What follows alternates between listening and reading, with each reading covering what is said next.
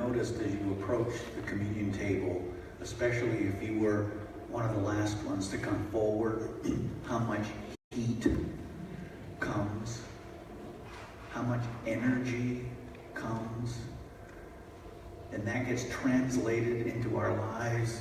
And aren't you grateful that we have this ritual as part of our worship, so that we know that we are not just individuals living in a bubble, but we are connected across generations.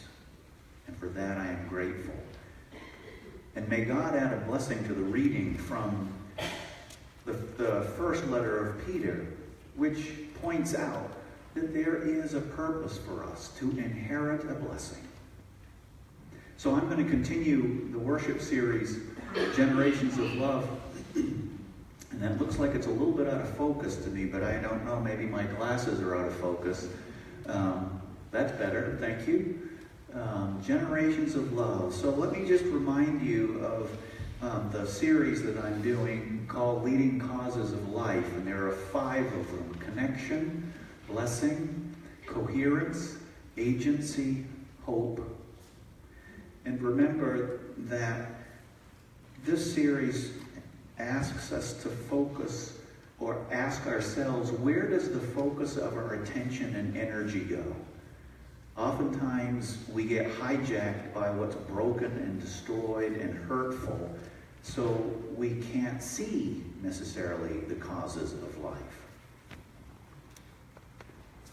So I want to clarify how these causes of life are intersecting with the 4 major pillars of our ministry, of our mission. And my math isn't terrific, but I know that 5 and 4 are not equal. So there are 5 of these causes of life, and we have 4 pillars. So I'll show you how we did the math here. This is Bethel math. As Meredith pointed out, community is such an important part of who we are as a community of faith, belonging and being connected. And there's a way in which last week we spoke about the connections that happen with this present community. But we also know that there is a community upon which we have been built and we continue to live as a result. So that's why when I looked at this and I thought, you know what? All Saints' Day is the perfect day to be reminded of the community that extends across generations. Coherence, faith development, agency, we do, service, and social justice, and hope. So last week it was the focus on healing. This week we're going to focus on blessing. So as you might know, I am fascinated with what words mean and how it is that these words bump around inside us. So I started thinking to myself, what is blessing? And so DRB, I wrote this down before I looked at anything else. Freely given affirmation or expression of worth. Then I thought, well, maybe if I looked at the dictionary, that might shed a little light on things. And approval, encouragement, a thing conducive to happiness or welfare. That certainly sounds kind of formal and technical, but it's got some good stuff in it.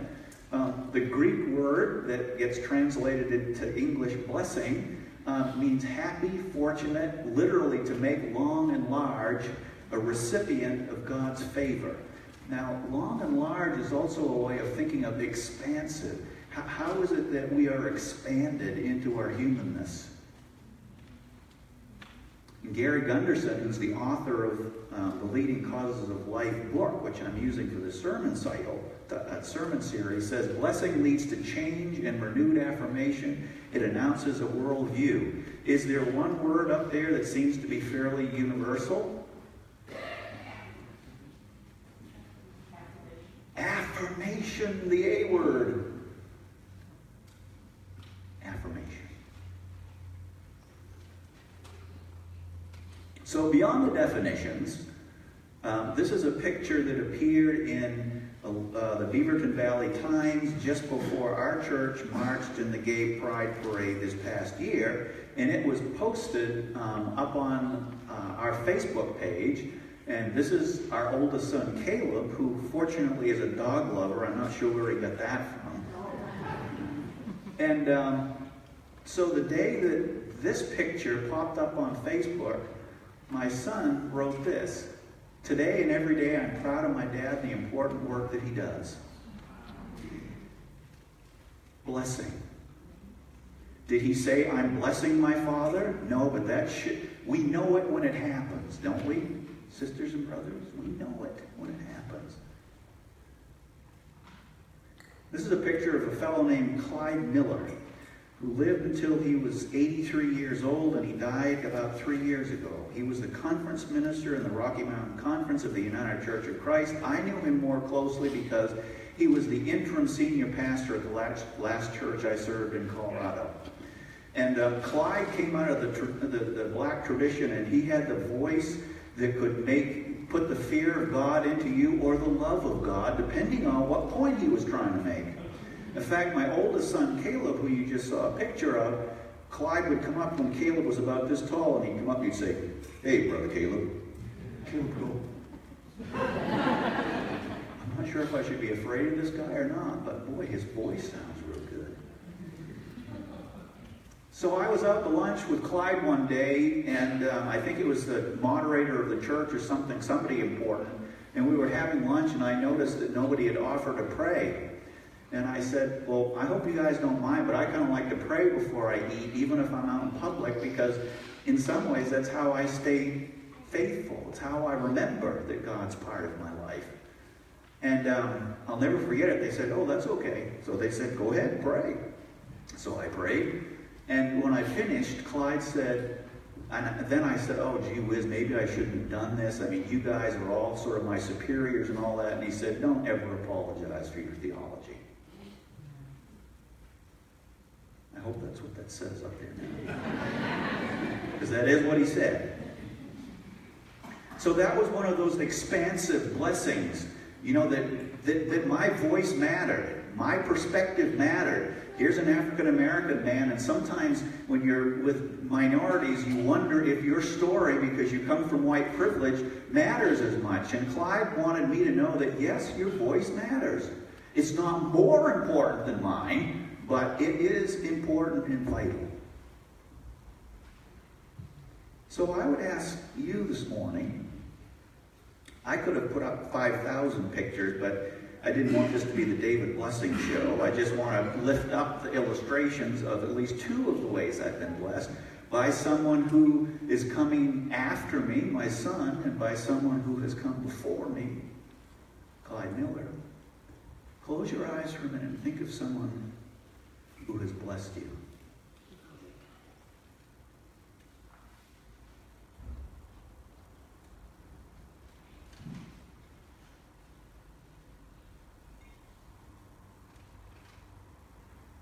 Holy God, thank you for those who have blessed us.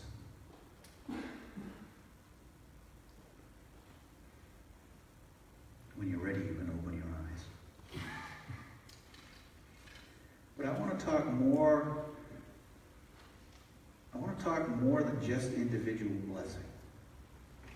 I want to get past that because there's more power to it than that. Marxism and capitalism both have theories that calculate and predict human behavior. And blessing has a way of messing that up. It defies theory and calculation. How many of you have heard a story about someone who does something heroic and they say, "Well, I'm no hero. I didn't do anything special. I did what any other person would do in that situation"? Isn't that the response about 99% of the time? Which speaks to this, I believe, a primal need for us to be a blessing to those who are before us and to live with a sense of accountability for those who have died before us. So there's a way in which we're looking for ways to bless. We're looking for ways to be life-affirming, and partly because we have a sense of accountability in the way that we have been blessed. Can I get a witness on that? Does that resonate with you all? So 1 Peter talks about this blessing across generations. Says, hey, you know what? This is how you act with each other. Instead of doing, well, what does he talk about? Have sympathy, love for one another, tender heart. Don't repay evil for evil or abuse for abuse. That's breaking the cycle of violence. That's what blessing does.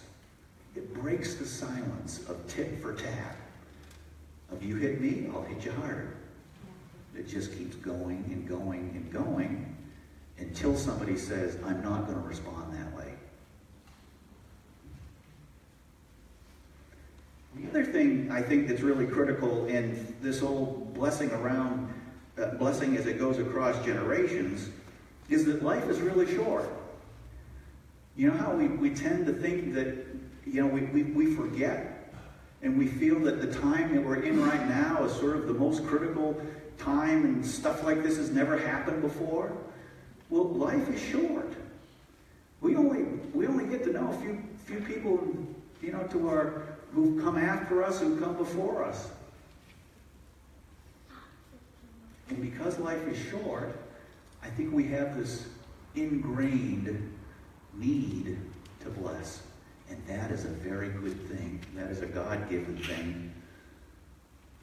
So we do have this primal need. So I would ask you today, who's coming after you? In other words, who's younger than you? Which generation? By the way, I looked up generations yesterday just to see if I could come up with a quick summary, but there are builders. I'm not going to give you a quiz on this. There are builders, there are baby boomers, there are Gen X, there's Gen Y, and there's Gen Z. And what's fascinating is we all have our own particular way of looking at the world, valuing the world, and understanding the world. So it's absolutely true that there is something about these generations. And it's absolutely essential that we see ourselves as people who can be blessings now as a way of fulfilling the blessings we've received so that we can make the world more compassionate. Would you like to have that happen? Would you like to be a part of it? Some of you aren't quite so willing.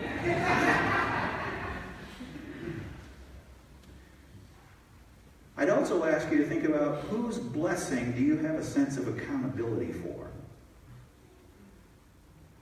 So I'll tell you this story from another culture. Unfortunately, choir, I'm looking at a map of Western Africa.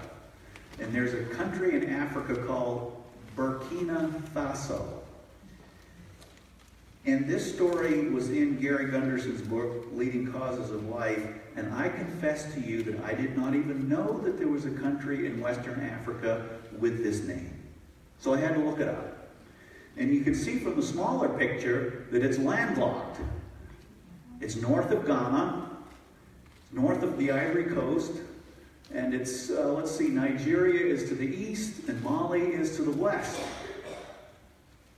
There was a fellow from this country that attended one of our national universities. Now this is pretty typical. I'm guessing if I asked you which university is this, we'd probably come up with, well, I'll give you a chance. What national university do you think this might be? University of Connecticut. Okay, think Brick now. Where's Brick Common? Georgetown, nice. Sorry? UVA, another good choice. Now, if I were to give you this clue, would it help?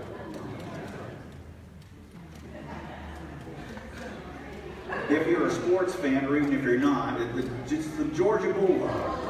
They play some football. They're doing pretty well this year, for any of you who notice. So this fellow from this tiny little country in Western Africa got his bachelor's, his master's, and his PhD in agriculture from the University of Georgia, and could have had a number of different jobs throughout the country.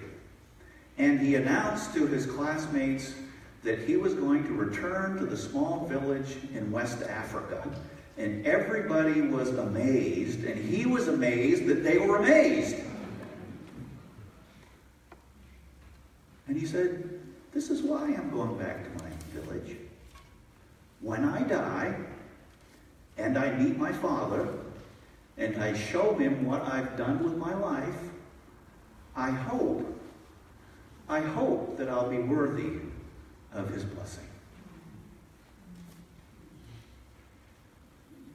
Blessings can shape us, and we can shape others. That is a tremendous gift, tremendous opportunity. Must be going long. I've seen a couple people look at their watches.